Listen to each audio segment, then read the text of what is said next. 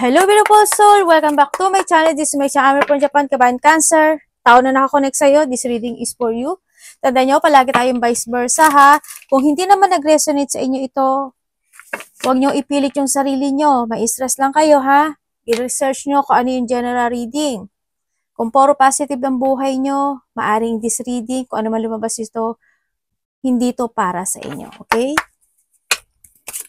Tingnan natin ang Hidden Oracle. Tatlo ang lumabas. Maari ikaw to or siya in this relationship.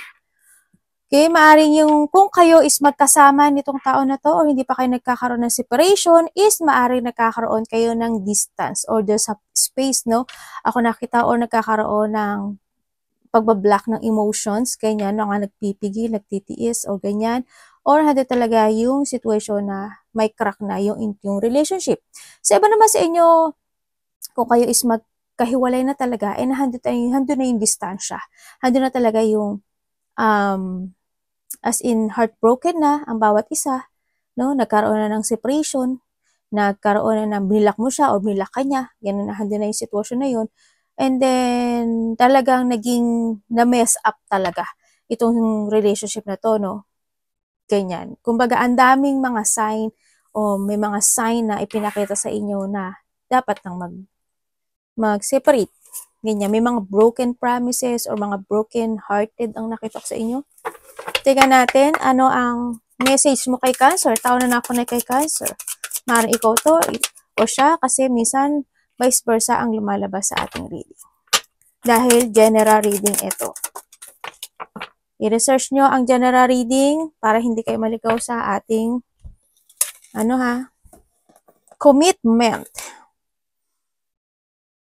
Okay, chaser, I don't want to chase anymore. O maaring iba sa inyo kung nagkahiwalay na talaga kayo, eh ayaw ka na niyang sundin. O hindi na siya mag-chase at hindi na niya kanya habulin. I want you to be a part of my future.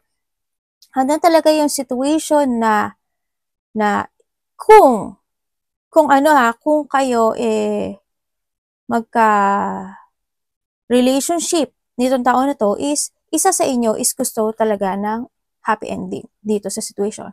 Pero ang kailangan is yung isa is magpakumbaba dito. Kung talagang magkakaroon ng o want to commit for pang forever, yung isa is kailangan magpakumbaba or kailangan mag-chase, ganyan, o kailangan talagang sundin. Pero kung kayo is magkahiwalay na dito, maaring kayo is kasal na o nagkaroon ng mga pangakuan, ganyan. Pero puro pako, 'di ba? Napako na napako. Maaring kayo isa is napagod na rin dito, no? Sa nakita ko dito. Tingnan natin, tao na ka-connect kay Cancer. Ano ang nararamdaman mo kay Cancer?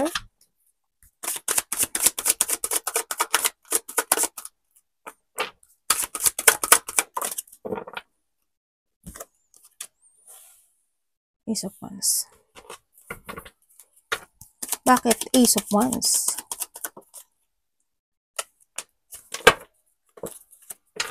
Ano yun?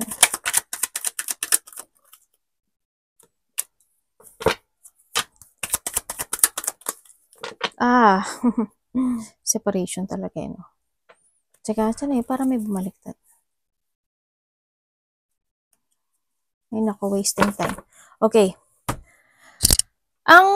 Kung kayo ay magkahiwalay nitong tao na to, ang nakikita ko dito ay, ang nararamdaman niya sa iyo, you're the person na, alam mo yun yung niloko mo siya, nag-cheat ka, ganyan. Nasyado siya na-frustrate sa iyo kasi nagkaroon siya ng isolation, no? Handun talaga yung sobra siyang na-depress when it comes sa iyo, maaaring nagkakaroon kayo ng pag-aaway o kaya nandun na talaga yung nagkaroon talaga maari sa iba ng third party or maaring iba committed na rin sa iba, no? Sa nakita ko dito, kung kayo magkahiwalay nito. Ang naramdaman yun, binigyan mo siya ng painful situation or sadness. Kumbaga, ipinasok mo siya sa isang relationship na hindi mo naman pala kayang panindigan. Kumbaga, chinit mo siya, no? Sa nakita ko dito. Yan, masyado siya na-frustrate. Kung kayo is magka-relasyon nito at hindi pa kayo naghihiwalay nito tao na to, mag-asawa man kayo, ang nararamdaman niya sa'yo is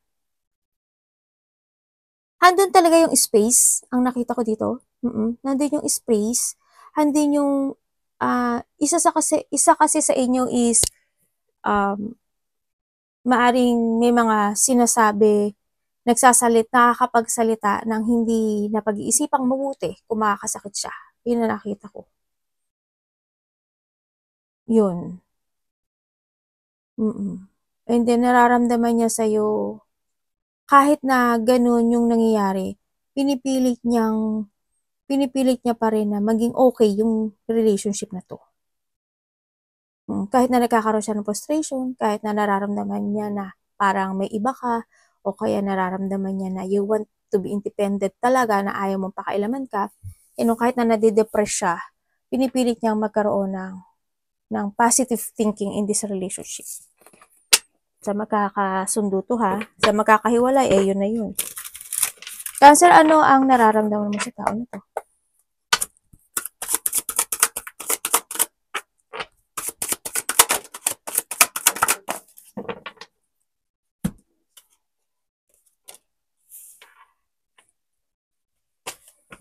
Bakit?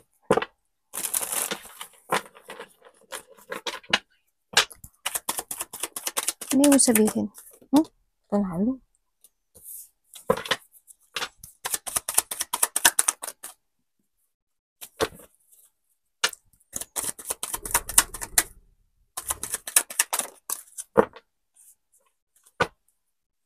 Ano yung anak? Nagtatrabaho si mami. Ato de. Okay, Cancer, kung kayo is magkahiwalay nitong tao na to, ang nararamdaman mo sa kanya, maaring vice versa tayo palagi nararamdaman mo sa kanya alam mo yung paulit-ulit na nagaganap sa inyong dalawa, na paulit-ulit na lang na nababurden ka, o yung sitwasyon na to o relationship to is always have a burden, palagi may problema. Yung sitwasyon nyo is nagiging ganun lang. Paulit-ulit, nangyari na noon, nangyayari naman yun. Naulit na naman, mga ganun ang nakita ko. Para nararamdaman mo din sa kanya, para wala naman siyang plano na itong relationship na to may magaganap na growth, o kaya hindi yung nararamdaman mo sa kanya na hindi siya nag-e-effort talaga sa iyo. No, yung alam mo yun, yung ikaw lang yung effort ng effort pero siya hindi. Ganun. Parang yung kahit kausapin mo siya, parang lumilipad yung utak niya. Ganun. Kaya minsan napapaisip ka na lang na, yung tao na to, ano ba talaga nito? Ano kaya ang plano nito sa akin? No? Parang ganun. Parang na lack of confidence siya at lack of effort siya when it comes in this relationship. Kung kayo naman is magkasama nitong tao na to at hindi naman kayo nagkahiwalay nitong tao na to, ganun din, same lang din kasi alam mo yung paulit-ulit na nangyayaring pag-uusap, paulit-ulit na nangyayaring ikaw lang yung nagbibigay ng effort, ganun din, same din siya. Kaya minsan siguro napapaisip ka na lang na kung gusto mo na bang, aray ko, sakit, kinakagat mo si mami, yabaluga ka. Kung gusto mo, sinisiyasat mo rin yung sarili mo at naghahanap ka na katotohanan, bakit ganun siya? Bakit parang ako lang yung gusto na maging okay yung relationship? Alam mo yun? Bakit parang ako lang yung dapat na kailangan umintindi sa kanya? Alam mo yun? Ganun. Nag-iisip ka ng mga pagbabago o nag-iisip ka na paano maging strong yung relationship. Ganun lang ang nakita ko dito. Tingnan natin kung ano intention niya sa'yo. Anak ba ba? Andito si Bibi siyang anak ko. Dito ka sa balikat ni Mami. Dito. Tao na nakakonect kay Cancer, ano ang intention mo kay Cancer? Maaring vice versa tayo. Ano ang intention mo kay Cancer?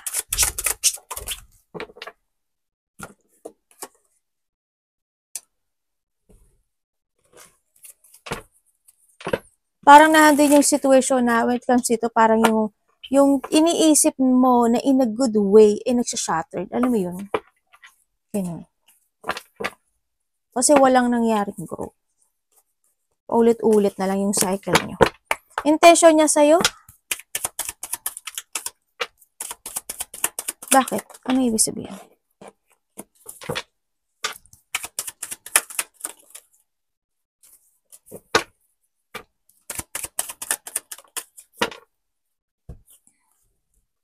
Okay. Ang intention, kung kayo is magkahiwalay nitong tao na to intention niya, naiisip ka niya. Namimiss ka niya, nare-reminisce niya yung situation niyo na memories from the past. Pero gusto niya ng open communication sa iyo. Ganyan, gusto kanya kausapin. Yan, gusto niya kumonek sa'yo, pero handun siya sa sitwasyon na stagnant to, wala siyang action. Naghihintay siya, no? Naghihintay pa siya. Siguro naghihintay siya ng tamang panahon, tamang parang hando kasi din siya sa vice versa tayo, pag-iisip. Ganyan. Pag-iisip ko anong action ang gagawin niya, anong plano, paanong plano, mga ganyan. Thinking. Maaring nagpe-prepare to, kasi it's more on stagnant ito eh. Wala ako nakikitang action sa kanya. Kung kayo is magkasama at hindi kayo naghiwalay nito taon na to, ang intention niya sa'yo,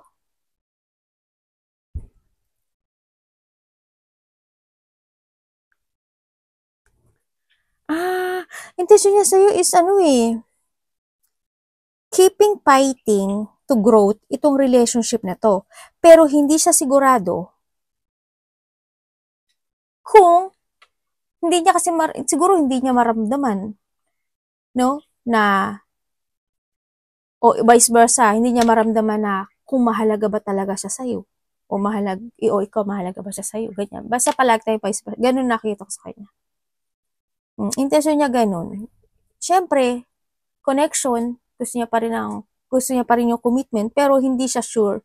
At naghihintay siya at nag-iisip siya kung mag-growth ba talaga itong relationship na to. Kung hindi siya sa pag-iisip na thinking of, kung ipaglalaban ko tong sitwasyon na to o relationship na to, mangyayari kayong growth na yun. Ganun. Ang nakikita ko sa kanya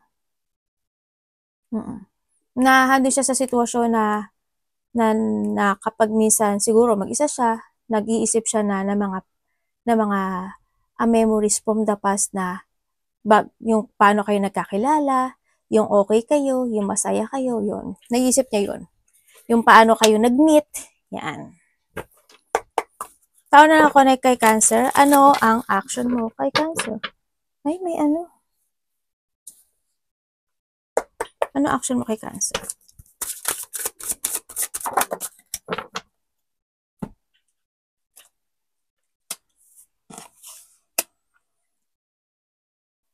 Yan natin to.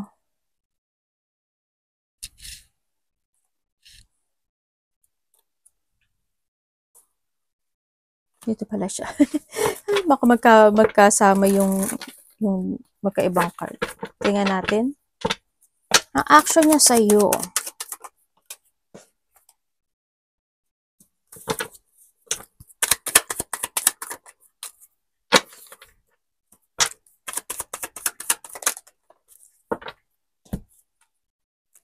Okay, ang action niya sa iyo, I want peace. Kung kayo is magkahiwalay nitong tao na to, ha? Kung kayo is magkahiwalay nitong tao na to, syempre, gusto niya ng peace sa ngayon. Medyo nagkakaroon siya ng depression. Ganyan. Siguro, need to heal itong tao na to, no? Sa nakita ko dito. Sa ngayon, action is I want to heal. Gusto ko muna ng kalayaan. Gusto ko muna ng I want to be free, ganyan. Gusto ko munang matapos na muna yung nararamdaman kong pain, ganyan. Gusto ko muna mag-focus sa sarili ko. Ando yung two emotions kasi siya sa nakita ko dito eh. Kumbaga nandito siya sa part na nagre-recharge siya. Ganon. Masyado siyang thinking of negativity siya ngayon na parang nahado siya sa wala siyang action ngayon pero I want peace, sabi niya. Gusto ko muna ng katahimikan in my own. Ganyan. Baka nag-i-start na nga siya sa sarili niya. Parang naghando siya sa resetting in myself. Ganyan. Kung ito naman, magka-relasyon kayo, wala siyang action sa'yo ha.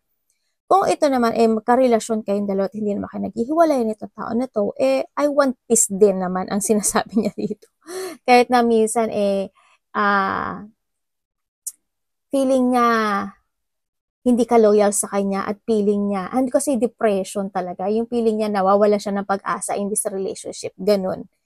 Pero doon pa rin naman yung umaasa siya hindi pa rin naman nawawala yung leap of faith na someday, ganyan, na maaring magkaroon ng magtagpo ang inyong energy at magkaroon na ng totally connection to each other na pang forever talaga. Yun na nakikita ko. Maaring isa sa inyo nagiging emotion, ano? So, nakita ko dito. You still care? Oo, action niya pa rin kung kayo nito. Kung kayo pa rin itong tao na to. Ang caring pa rin siya sa'yo. Handun pa rin yung pagpapahalaga. Mahal kita. Ganyan, gusto ko maging maganda yung relationship natin. Kahit na minsan, nararamdaman ko na nararamdaman niya yung negativity, ganyan. Yung to emotion and feeling betrayal din kasi ang nakikita ko dito, no? Kahit parang minsan hindi ka tutok sa akin or maaari pa, napifeel niya siguro binibetray mo siya, niloloko mo siya, nagsisinungaling ka, baka nang ganun. Sa nakita ko dito. Pero pinipilit naman niya maging okay. Kasi still care pa rin siya sa'yo. Tingnan natin ang blind spot na connection ito. Maring ikaw ito or siya.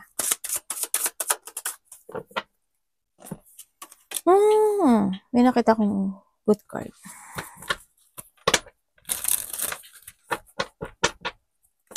Ano ibig sabihin? Oh! Maring isa sa inyo may family na, no?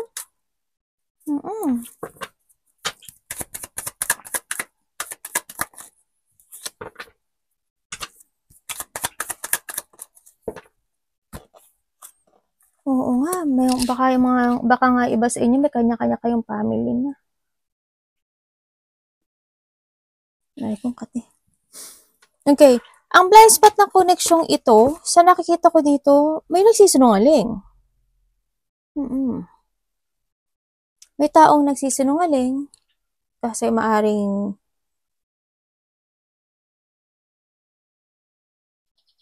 may bago siya. Sa nakita ko dito. Parang yung isa kasi dito, kung kayo sa kahiwalay nito yung isa kasi nandito na yung separation, yung isa kasi meron ng interesado na siya sa iba. Ganun. Maaring kinat ka na niya sa buhay niya. Ganyan. Kaso, kahit nakinat ka na niya sa buhay niya, sa nakita ko dito, maaring itong tao na to, still curious pa rin siya sa'yo. Sa nakita ko dito. Yun ang nakita ko sa kanya. Siguruhan din pa rin yung iniisip niya na, kasi lack of clarity pa siya. Thinking siya na, ano kayang ginagawa na ngayon ni Cancer, ganyan, or vice versa tayo, ganyan. Meron na ba siyang iba, ganyan. May, andun pa rin yung thinking of hungry siya sa information pa rin about sa'yo, sa nakita ko, or vice versa tayo. Kung kayo is hindi kayo nagkahiwalay, itong tao na to, maaaring isa sa inyo is nagsisinungaling, o yung isa sa inyo, nalilito siya, magkaiba kasi kayo ng energy. Magkaiba kayo ng energy.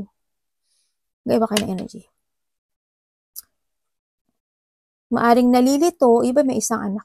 Iba dito, maaring nalilito ka kung magiging forever ba talaga kami nitong tao na to? Ganyan. Ito pa talaga yung pang forever ko?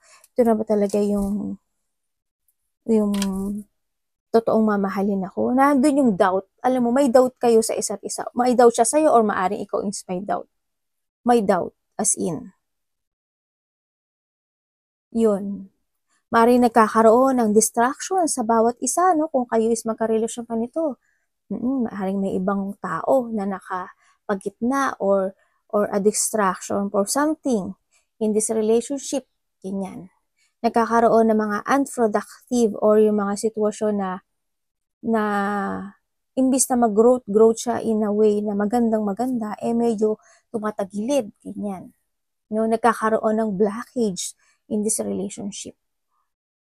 Kumbaga, maaring kayo rin hindi kayo gaanong nag-uusap or minsan lang kayo mag-usap or mag-usap man kayo mukhang hindi ganun din ka-good yung pag-uusap. Yung mga ganun, kumbaga may mga space talaga at may mga blockage dito sa relationship na to. Yun. Okay. Kasi isa rin kasi nagsisinungaling sa inyo. Anak ba dito? Dito ka. tingnan natin anong outcome ng relation na ito. Maaring nagkakaroon ng may mga hindi nagsasalita ng katotohanan, mga ganun. Ganun nga, kasi nungaling. Ano ba yan, ate?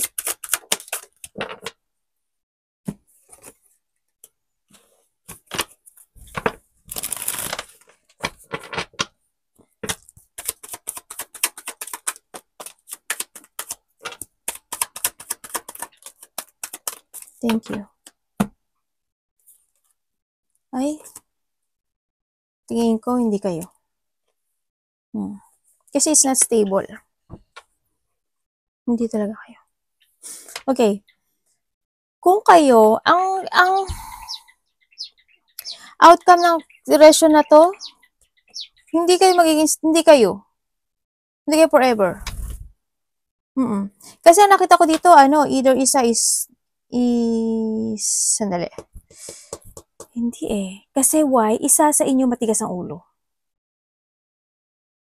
Isa sa inyo, hindi niya pinapahalagan yung ginagawa ng bawat isa. Yan ang nakita ko Oo. Pwede kayo. No?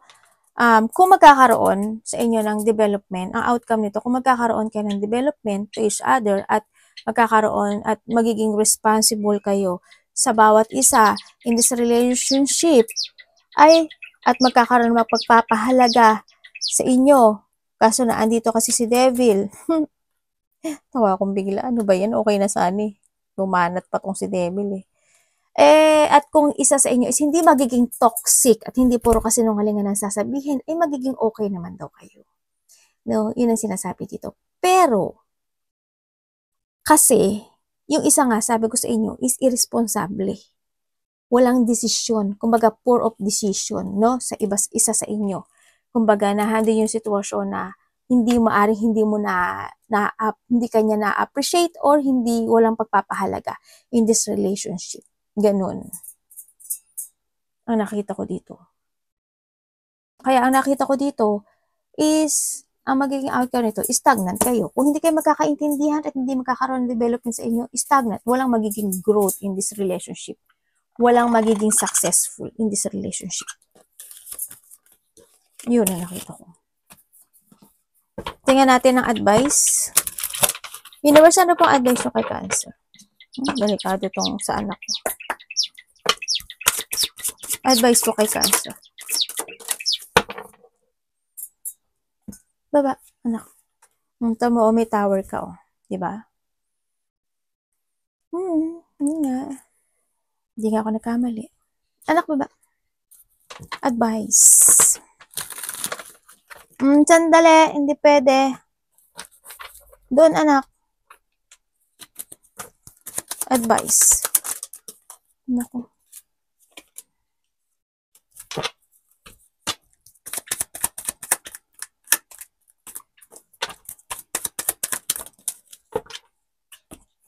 Okay. Okay. Ang advice sa'yo, ang sinasabi dito is kailangan mo daw balansihin ang lahat ng aspeto ng buhay mo sa pera, relationship, business, ganyan, anything sa lahat, no? Sa trabaho, sa mga kinakain, sa mga iniinom, mga ganyan, no? Sa lahat yun. Kumbaga, you need to balance and kailangan mo sa'yo is magkaroon ng mga pagpaplano. Tandaan mo, this is a time to place your future in your hand. Kung nasa kamay mo talaga yung future mo ngayon this time. And may mga dapat kang i-avoid para maging stable ka into your life, no? And kailangan mo ngayon is magkaroon ka ng logic organized. Kailangan mo ngayon is magdesisyon or i-instruction yung sarili mo. Magbigay ka ng sistema in a good way. At kailangan mo ngayon is magkaroon ng clarity sa mga bagay o sitwasyon na gusto mong actionan at gusto mong goal na matupad into your life. Kumbaga magkaroon ka ng layunin sa sarili mo, no? And syempre, sinasabi rin dito is kailangan sa'yo is magkaroon ng peace of mind or pagkakaisa sa mga tao na nasa paligid mo, ganyan. At magkaroon ka daw ng you try to analyze o i-progress mo o magkaroon ka ng strategy sa mga bagay o sitwasyon na gusto mong mag-success talaga into your life. Ang sinasabi dito. Ganun. Kung gusto mo talagang magkaroon ng mga magagandang mangyari into your life, umpisahan mo ngayon sa sarili mo. This time. Yun ang advice. Umpisahan mong baguhin yung sarili mo in a way na makakagood para sa'yo. At you need to be very careful. Huwag ka magmadali, pero you need to very careful sa lahat ng mga paplanuhin mo sa buhay mo this time. Yun. Take it action, syempre. Tingnan natin ang energy ni Cancer.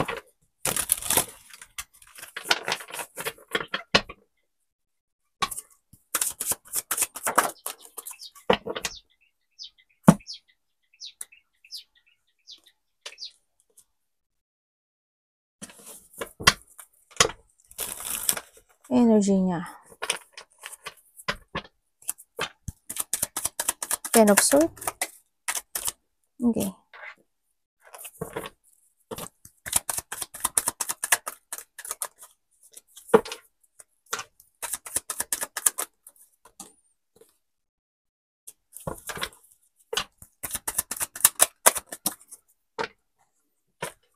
Meron akong tao dito na nakikita na yung kanina, saan ba yun? Dito? Parang ganun. Parang may tao ko nakikita na taong nagiging tanga. Alam mo yun? May tao nagiging tanga, may tao na matigas ang puso, may tao na may kalupitan, may tao na, I don't know if naghihigpit, may tao na maaring naghahari-harian, kailangan siya yung masunod, may tao na umiiwas, may tao na maaring handun na talaga yung paglayo o humiwalay. Yun nakita ko. May mga maling pangyayari o nagaganap. Yun na nakikita ko. O kaya energy mo, ang nakikita ko sa'yo dito is parang magkakaroon ka na ng mga pagsasaayos at magkakaroon ka na ng disiplina into yourself to recover something into your life. Kumbaga magpo-put effort ka na sa mga bagay na gusto mong mangyari sa buhay mo, no? Pero siyempre, handun pa rin yung emotions, handun pa rin yung pagkalito, kung tama ba to, tama baging ganito, dapat pa yun, may pagkalito pa rin, no? Kailangan mo ngayon talagang manindigan at magkaroon ng pagsasaayos sa buhay mo this time. Kailangan mo ngayon kung kinakailangan mong makarecover sa mga sitwasyon na mga mali, yan, itama mo yung mali, yan yung nakita ko dito. Kailangan mong pilitin yung sarili mo na maging mas more kang maging matatag sa mga decision mo this time o yung mga pagpapasyahan mo this time. In a good way, in a good way. And look to the future, ang sinasabi to. You need to use your head when making a decision. This is the time to transform, ang sinasabi dito. Yun. Kung sa pera man yan, ganun din. Kailangan mo magkaroon ng disiplina. No? Sa sinasabi dito, kailangan ngayon is mag-save ka na ng money at aglagaan mo din daw yung health. Ganyan.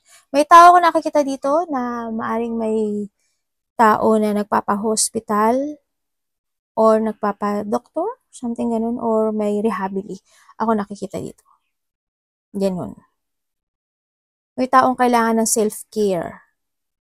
Meron ako nakikita na, hindi ko na alam kung may mga kukumpunihin ka ba na sasakyan, vehicles, motors, kung ano mang vehicle siya na may gulong, parang may pagkukumpuni, anything, parang may kukumpunihin ka o may aayusin ka.